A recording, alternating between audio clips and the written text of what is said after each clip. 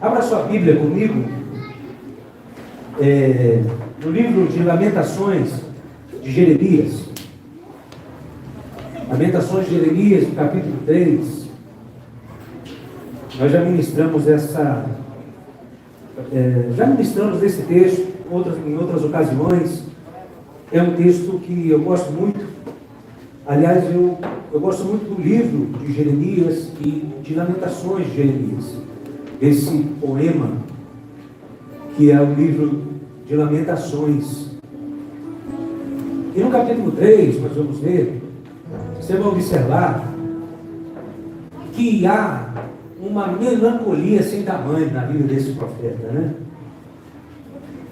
A forma dele expressar a sua tristeza por aquilo que ele estava sentindo, percebendo. Ele era uma espécie de porta-voz de Deus, Jeremias. Ele era um profeta que ele transmitia um pouco daquilo que Deus estava sentindo com relação ao seu povo. Mas não só isso.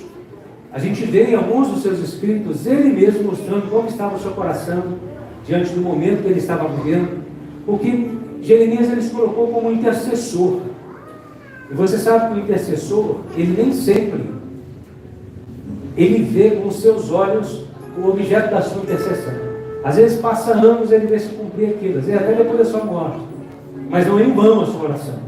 Mas nem sempre ele vê. E Jeremias, quanto mais intercedia, mais ele via o contrário, ou se afastando mais. Quanto mais ele profetizava, parecia que jogava o povo para mais longe de Deus. E aí chega um momento na vida de Jeremias que ele entra numa espécie de uma tristeza profunda, de uma desesperança. Essa é a palavra. A gente está falando de um profeta, irmão, de uma envergadura como Jeremias. Dos quatro, Jeremias é considerado um dos maiores profetas, né? Dos quatro maiores, Jeremias é considerado um deles. Tamanha extensão, do volume da sua profecia e da importância dele para o povo de Israel, para o povo de Deus. E esse homem, uma vez, ele meio que fica deprimido. Ele perde por um momento a sua esperança e ele deixa isso registrado. Ele escreve isso. Um momento em que parecia que o sol já não brilhava mais para ele, parecia que não havia sentido mais a vida, o que ele estava fazendo. E aqui no capítulo 3, você já viu aí? Diga amém. Olha o que esse cara, ele diz: eu sou o homem que viu a aflição pela vara do furor de Deus. Ele me levou e me fez andar em trevas e não na luz. Deveras ele volveu contra a minha mão de contínuo todo dia, fez envelhecer a minha carne e a minha pele, despedaçou os meus ossos, edificou contra mim e me cercou de veneno e de dor. Fez-me habitar em lugares tenebrosos, como os que estão mortos para sempre. Cercou-me de um muro e já não posso sair. Agravou-me com grilhões de bronze. Ainda quando clamo e grito, ele não admite a minha oração. Fechou os meus caminhos com pedras lavradas, fez tortuosas minhas veredas. Fez-me como um urso à espreita, um leão de emboscada. Desviou os meus caminhos e me fez em pedaços. Deixou-me assolado. Entesou o seu arco e me pôs como alvo a flecha. Fez que me entrassem no coração as flechas da sua aljava. Fui feito objeto de escárnio para todo o meu povo e a sua canção todo dia. Fartou-me de amarguras, saciou-me de absinto. Fez-me quebrar com pedrinhas de areia os meus dentes. Cobriu-me de cinza, afastou a paz da minha alma. Esqueci-me do bem. Então disse eu: já pereceu a minha glória, como também a minha esperança no Senhor. Lembra-te da minha aflição e do meu pranto, do absinto e do veneno. Minha alma continuamente os recorda e se abate dentro de mim. Quero trazer à memória o que me pode dar esperança. Quero trazer à memória o que me pode dar esperança. Pai, a Tua palavra, e a Tua palavra é a verdade que traz cura, que regenera. A Tua palavra é viva. A Tua palavra, Senhor, ela tem o poder de realizar em nós aquilo que nenhum sistema de conhecimento tem o poder de realizar. ela nos transforma de dentro para fora, ela nos faz um novo homem, uma nova mulher. E ela, Pai, é que nos direciona. Que o Senhor esteja direcionando-nos nessa noite, falando conosco, cada coração.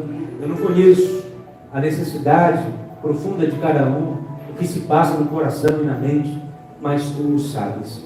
Que o Senhor, portanto, possa falar conosco. Estamos entregues, nosso coração entregue a Ti. Em nome de Jesus. Amém. Deixa eu falar uma coisa a você, irmão e irmã. Uma pessoa que ela vive desesperançosa, que perdeu a esperança, ela é uma pessoa muito mais infeliz do que uma outra pessoa de fé, esperançosa, otimista, que está na mesma condição que ela em determinado momento da sua vida. Vou lhe dar um exemplo.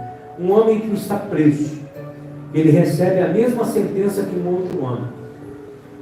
Esse homem, se ele não sonha em sair daquela condição um dia, ele é um homem mais infeliz do que esse outro que está preso, julgado, condenado na mesma sentença, mas que sonha em sair um dia daquela condição. Uma mulher, por exemplo, que viu o seu lar desfeito, destruído, por causa de algum problema familiar, por causa, quem sabe, de um adultério, por exemplo, e ela vê a sua família ruir. E se essa mulher não sonha em um dia reconstruir o seu lar, é uma pessoa mais infeliz do que você possa imaginar. A esperança, ela é citada na Bíblia em várias passagens, como aqui. Ela é citada em Coríntios 12. No finalzinho, quando Paulo vai falar de amor, no capítulo 3, ele fala assim: permanecem, pois, a fé, a esperança e o amor. A esperança está no meio, unindo a fé e o amor. Pode-se dizer que ela é a prima primeira da fé, esperança. E é por isso que a gente precisa lutar para que no nosso coração nunca a esperança ela desague, ela desvaneça. Porque a esperança era como se fosse uma injeção de Deus, que Deus dá ao seu povo aqui na terra. Ela é como uma locomotiva que puxa os vagões, entende? Por isso que sem esperança a gente fica no desespero, a gente se entrega cada vez mais. E a Bíblia diz que Deus trabalha com a fé, com a esperança. É dito na Bíblia que sem fé é impossível agradar a Deus. A fé, ela gera uma espécie de esperança, porque a gente pode olhar uma situação que pode estar para nós completamente contra, desfavorável, mas a fé, ela te faz ter a esperança de que aquela situação pode mudar. E é por isso que a gente precisa lutar, para que a gente não seja tomado pelas circunstâncias do momento, quando as mensagens que ela emite para nós é negativa.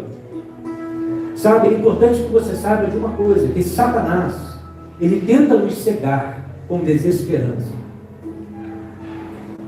Tudo que Satanás tem é ideias, são manipulações de ideias, de sentimentos, porque Satanás, ele não tem corpo, ele não pode fazer nada com você, corporalmente falando. Então ele precisa criar uma ilusão, criar uma ideia, tentar jogar um sentimento de desesperança no coração de uma pessoa, porque ele sabe que quando você perde a fé, você perde a esperança. E quando você perde a esperança, você fica estagnado, você fica parado. E aí você começa a entrar num processo de descendência, de depressão, de opressão muito forte. Por isso que Satanás, ele tenta colocar desânimo, desesperança nos negócios, no trabalho, na família, no seu ministério, na igreja. Ele tenta colocar isso na nossa vida como um todo, porque a gente fica muito mais vulnerável para que ele possa nos destruir. Pois bem, aqui nesse texto a gente leu como estava o coração do profeta naquele momento que ele escreveu esse poema. É claro que essas coisas que Jeremias está falando, ele não está falando de uma maneira literal, porque se trata de um poema hebraico. E o poema não é uma linguagem literal. Mas quando a gente olha, especialmente dos versos 4 ao 18, você percebe que há uma tristeza, e é isso que ele quer expressar, uma desesperança. Ele chega a dizer assim, olha, ainda quando eu clamo e grito, ele não admite a minha oração. Ele está dizendo assim, ó, Deus não ouve a minha oração. Nós vemos aqui, ele disse assim, eu perdi a minha esperança no Senhor. O profeta. Veja como isso não pode acontecer com qualquer pessoa. Ele começa a dizer que ele se tornou alvo de Deus, de infelicidade. Ele pesou contra mim o seu arco. Me fez objeto de escárnio, de deboche para os meus inimigos, e a sua canção todos os dias. Me fez comer pedrinhas de areias. Você já viu? Areia, não é? Olha o coração desse homem como estava amargurado, irmão, como estava deprimido. Ele chega a dizer que era como se todos os seus inimigos estivessem felizes e abençoados e ele não. Ou seja, a desesperança, nesse momento da história, havia tomado um pouco o coração desse profeta, que expressa isso aqui nesse poema, mas com toda essa desesperança, com todo esse murmurar, ele parece que em um determinado momento ele tem uma síncope, ele tem um despertamento, ele se arrepende, parece que o Espírito de Deus interfere naquele momento, e o traz a memória, ele começa a lembrar dos feitos de Deus em Israel, de tudo aquilo que o Senhor com a sua boa mão fez, desde lá da história, desde a peregrinação, do Êxodo, e ele começa, se você ler o livro, eu não sei se você sabe, mas não necessariamente ele está em ordem cronológica, o livro do profeta Jeremias, e parece que ele começa a reviver aquela história. E aí então ele começa a expressar isso, a mostrar que aquele mesmo Deus que agiu no Israel, era o mesmo Deus em poder e em glória. E você percebe que o coração, a oração dele começa a mudar, quando ele diz essa frase, eu quero trazer à minha memória aquilo que me pode dar esperança.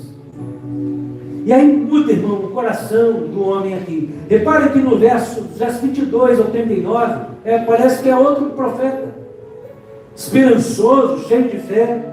Então a hora que mudou o quadro dele aqui, foi no momento em que ele disse isso. Eu quero trazer à memória aquilo que me pode dar esperança. Até aqui lamento, até aqui tristeza, até aqui desesperança. E aí depois que ele começou a engrandecer o Senhor, que Deus começou a ministrar o seu coração, ele começou a ser quebrantado ali naquele momento, ele era um profeta muito sensível, ele é chamado de chorão, um profeta chorão.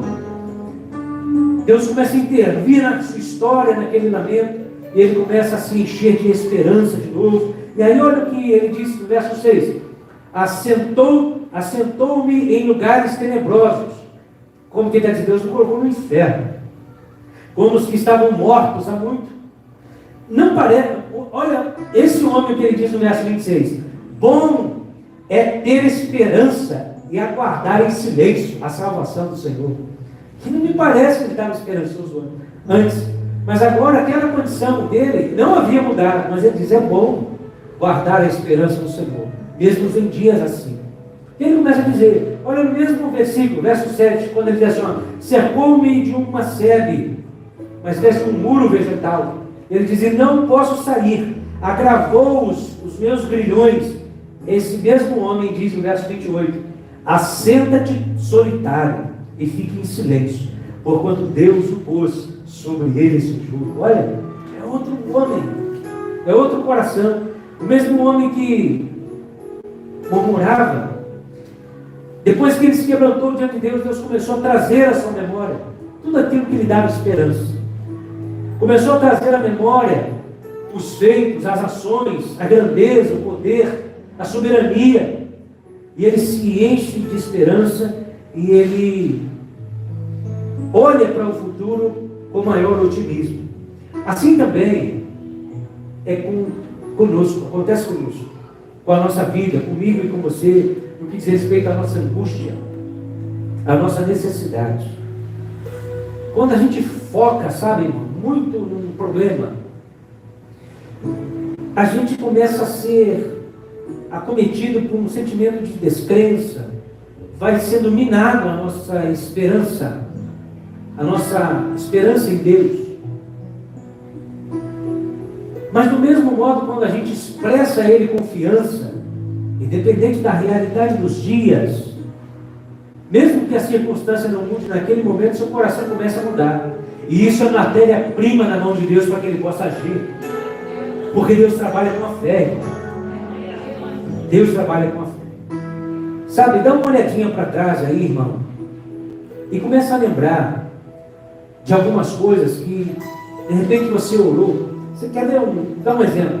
Lá atrás, você novo, você orou, você pediu a Deus um casamento, que Deus preparasse, que Deus abençoasse. Você tinha um desejo, você tinha planos, você colocou diante do Senhor. E aí Deus abençoou você, Deus te deu um casamento. Esse mesmo Deus que respondeu a sua oração lá atrás, quando você orou, é o mesmo Deus poderoso para responder a sua oração na necessidade do presente. É o mesmo Deus. A gente não resolve os problemas fugindo deles, mas em primeiro lugar colocando a nossa esperança no Senhor. Sabe, quantos livramentos, quem sabe você já teve, irmão? Já parou assim para você lembrar? De quanta situação, Deus... Olha, irmão, eu poderia te contar em números, mas eu sei que os maiores livramentos eu nem tomei conhecimento. Como Jesus disse para Pedro, Satanás me pediu para te peneirar como trigo, Pedro, mas eu roguei por ti para que a tua fé não desfalecesse. Tem coisas que, por mais que você tente exercer a sua memória, a sua inteligência, a sua perspicácia, você não consegue atingir o nível de conhecimento daquilo, porque é no plano espiritual, está para além da nossa compreensão. Mas Deus está agindo. Desde o momento que você levanta, que você vai ao seu trabalho, Ele é a sua sombra, a sua direita, diz o Salmo, lhe protegendo, lhe guardando. Nós servimos um Deus que é vivo, sabe? Às vezes você, lá na sua vida, lá atrás, você passou por uma necessidade de extrema escassez, quem sabe até fome. E aí você, aos pés do Senhor, Deus levantou um instrumento para te abençoar, porque se Ele não tivesse levantado, você não estava aqui hoje. Esse mesmo Deus que levantou um instrumento lá atrás para te abençoar, nesse período da sua história, é o mesmo Deus vivo, presente, na sua necessidade do presente, irmão. É o mesmo Deus. E é isso que a gente precisa não abrir mão, não perder de vista e continuar crendo. Então dá uma olhadinha para trás e traga aí a sua memória coisa que Jeremias ele fez. E Jeremias fez isso nos ensinando que é num momento de adversidade. Ao mesmo tempo que Jeremias nos mostra que, a despeito de ser profeta, um grande homem de Deus, todo mundo está vulnerável a se focar em algum problema, em alguma coisa, a perder a fé, a perder a esperança, mesmo que momentaneamente. Ele também nos mostra que essa mesma pessoa, ela pode, em considerar os feitos de Deus, em olhar para trás, em trazer a sua memória, num momento de adversidade, vai lhe permitir seguir e confiando no Senhor. E ele pode ver também a sua história sendo alterada diante dos seus olhos. No momento de adversidade, é na adversidade. Tem uma frase que eu gosto muito, já citei aqui na igreja. Alguns atribuem a Tomás de Aquino, mas eu acredito que ela seja de Francisco de Assis. Uma frase antiga, que diz que não há bem que sempre dure e não há mal que nunca acabe. Você conhece essa frase? Não há bem que sempre dure e não há mal que nunca acabe. O que ele está querendo dizer com isso? Que a vida, tudo na vida é cíclico. A vida ela tem um equilíbrio. Tudo na vida deve ter um ponto de equilíbrio. E que a vida é feita de estações. De repente você vê um irmão, você até estranho, tão feliz que você vê ele é meio tímido, ele chega falando, dando pai, irmão, pai do Senhor, ele te zoando, brincando de uma forma diferente. Pô, o cara está feliz, né? Ele está vivendo a estação do verão da vida dele. O sol está alto, brilhando sobre ele, corando a sua pele. Por isso que ele está radiante desse jeito aí. É o ciclo dele. E algumas pessoas, elas estão vivendo aquele ciclo da primavera, né? O cara bota a mão, o negócio frutifica, né, irmão? O colorido, as folhagens, a beleza, está frutificando.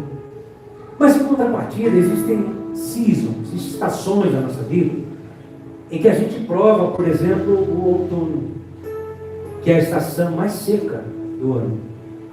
É onde começa a se perder o colorido. Uma das mais secas, né? Ela e o inverno. Começa a perder o colorido.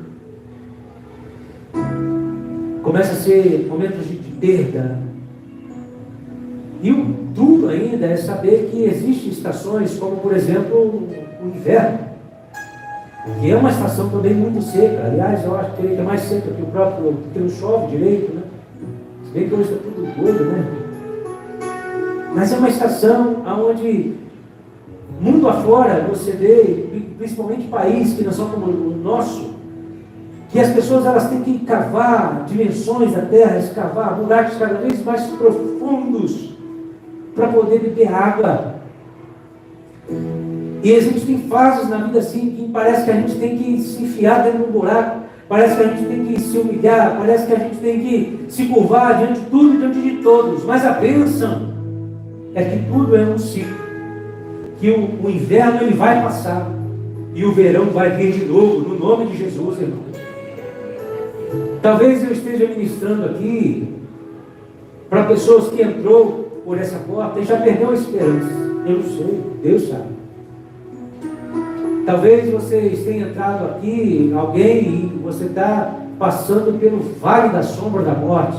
Eu não sei, mas eu quero convidar você agora aqui a você trazer a sua memória aquela sua lembrança mais linda, ou então você trazer a sua memória aqueles dias em que você já havia se entregado, você disse: agora não tem jeito, agora acabou.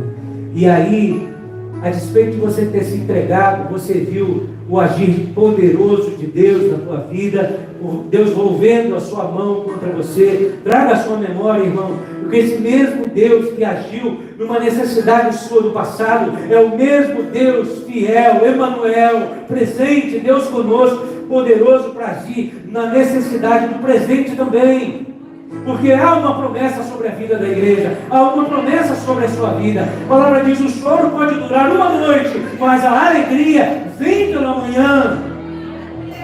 A palavra de Deus em Isaías 43 diz: quando tu passares pelas águas, elas não te cobrirão, e quando você passar pelo fogo, a chama não arderá em ti. Salmo 23 diz: o Senhor é o meu pastor e nada me faltará. Ainda que eu passe pelo vale da sombra e da morte, tu estás comigo, a tua vara e o teu cajado me consolam. Salmo 91: 1000 cairão à minha direita, 10.000 à minha esquerda, mas eu não serei atingido. Josué capítulo 1 diz: e quem te poderá resistir todos os dias da tua vida? Assim como eu fui com Moisés, meu servo, eu sou contigo, não te deixarei, não te desampararei.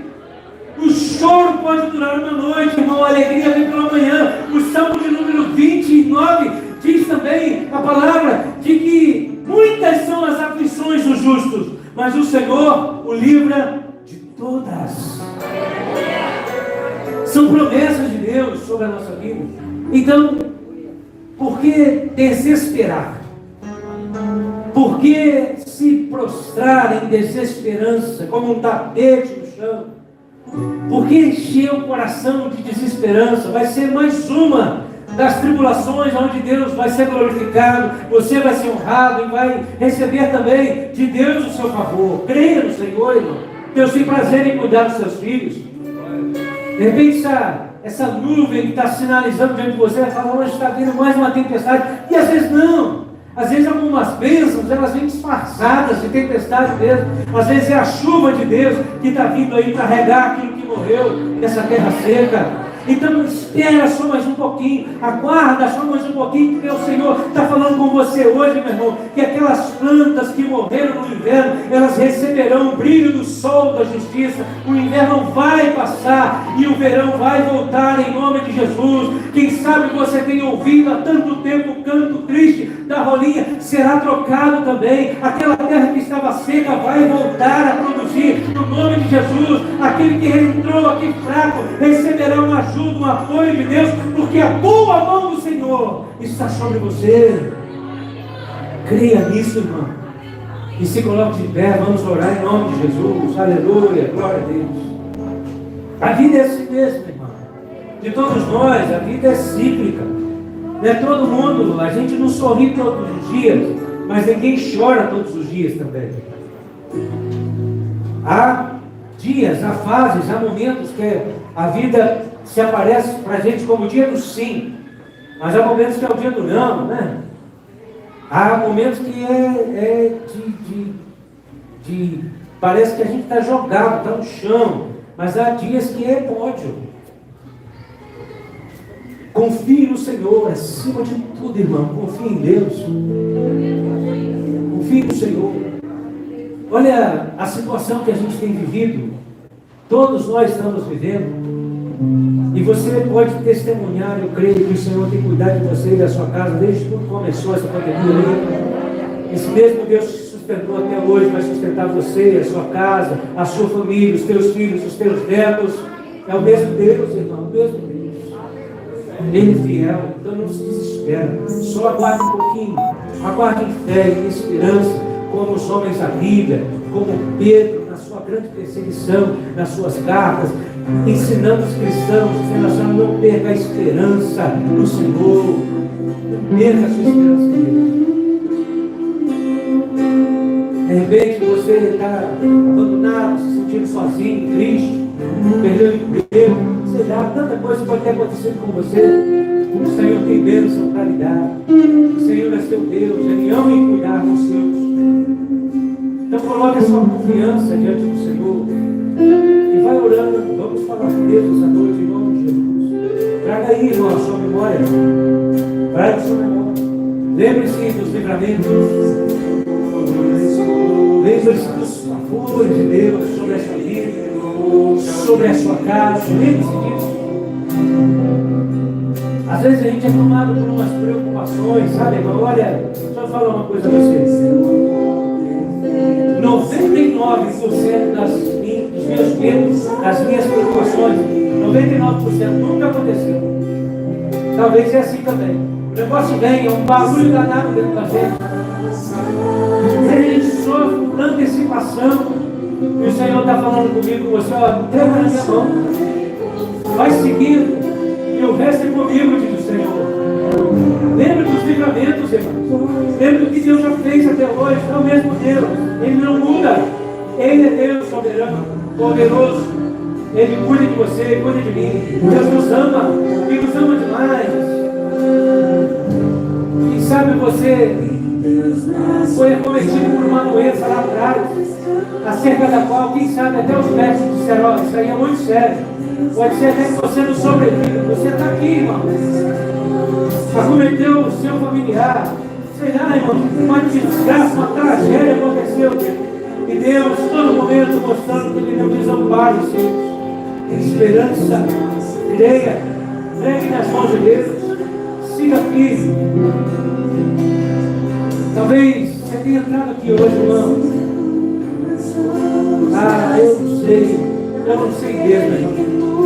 Mas quem sabe talvez você tenha entrado aqui quase arrastando um sorriso amarelo, tentando esconder a dor, o sofrimento, tentando esconder a preocupação,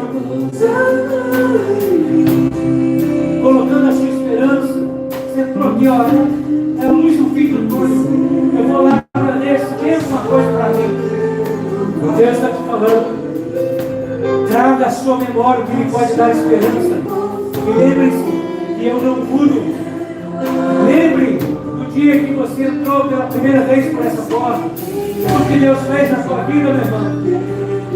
Lembre-se daqueles dias em que você, arrumando a sua casa, dirigindo o seu carro, você cantava orando ali, de repente vinha a presença de Deus sobre você, e você se quebrantava, se emocionava, sentia lembra dessa presença de Deus, pois ela é a mesma sobre a tua vida hoje, ela é a mesma, Ele não se distanciou de você. Lembra dos milagres, das vitórias. Deus de Jeremias é o Deus da igreja de Jesus Cristo, é o mesmo Deus. Oh, Espírito Santo, vai restaurando, vai esperança, vai trazendo cura a esse coração preocupado. Traga, Senhor, a fé, a esperança em nome de Jesus. Ajude-nos a descansar em Ti, Senhor. Coloque a sua fé em ação, igreja. Coloque a sua fé em ação. Oh, Espírito Santo, Senhor.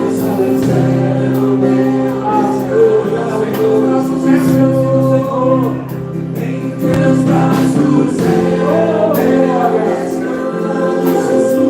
descanse dele. Em Teus braços, meu descanso. Em Teus braços é o meu descanso. Em Teus braços é o meu descanso. Em Teus braços é. Em Teus braços é o meu descanso. Em Teus braços é o meu descanso. Em Teus braços é o meu descanso. Em Teus braços é o meu descanso. Vai invadindo os corações, vai enchendo os corações, na graça, fé, esperança. Vamos a nossa confiança em Ti, Senhor. Aleluia. Agora, Senhor, vai adorando.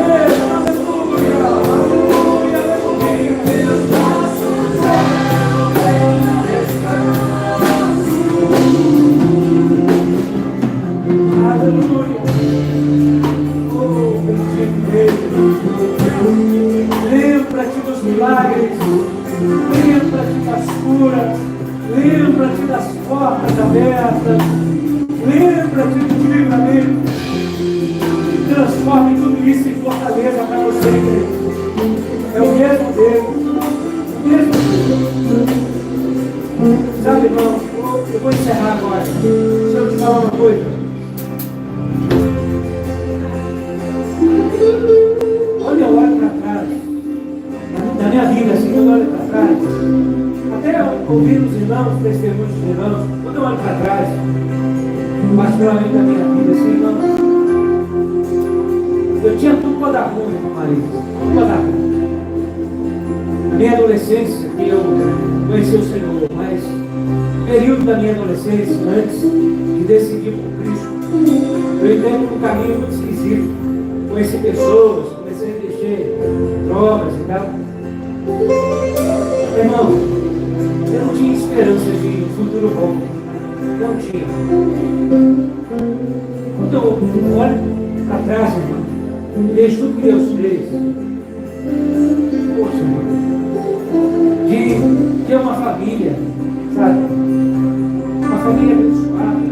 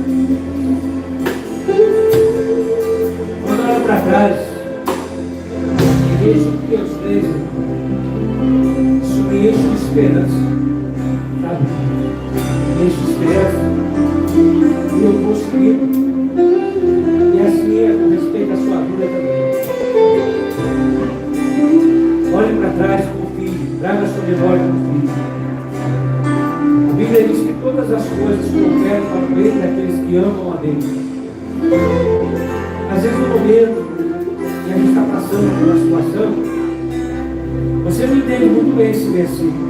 Mas como isso pode contribuir para o meu bem? Mas aí quando ganha a perspectiva correta, e você enxerga, você confia, obrigado, muito obrigado. Você olha que no final, você vai se tornar mais sábio, mais forte. Você vai ter mais experiência com Deus. Você vai estar mais consolidado. E você vai ter condições de abençoar muito mais do que você pode ter. Você crê nisso? Então aplauda o Senhor bem forte.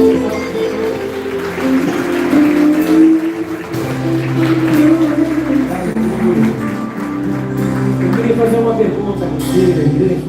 Obrigado. Você que nunca fez essa oração de entregar sua vida para o Senhor, esse Deus que cuida, esse Deus que ama de forma incondicional. Você que nunca aceitou a Jesus como seu Senhor e Salvador, eu não sei se tem alguém aqui que nunca tenha feito essa oração, mas gostaria de fazer. Gostaria de entregar o coração, a vida para Jesus, dizendo: Senhor, eu te amo, eu quero te aceitar como meu Senhor e Salvador. Quem sabe você quer se reconciliar com esse Deus, com esse Jesus? Alguém que nunca fez essa oração e gostaria de fazer? Aqui hoje. Se tiver, não precisa ter vergonha.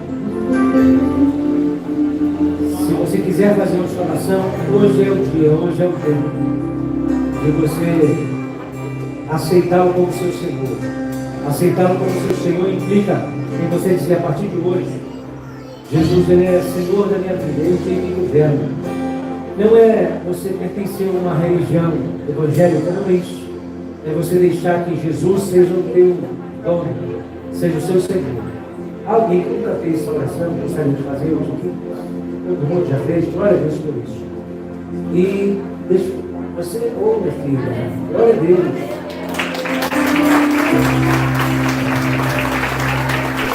Vamos orar por ela aqui na cara, aqui na frente, vamos orar por ela. Mas muito obrigado, Senhor, pela vida da tua filha.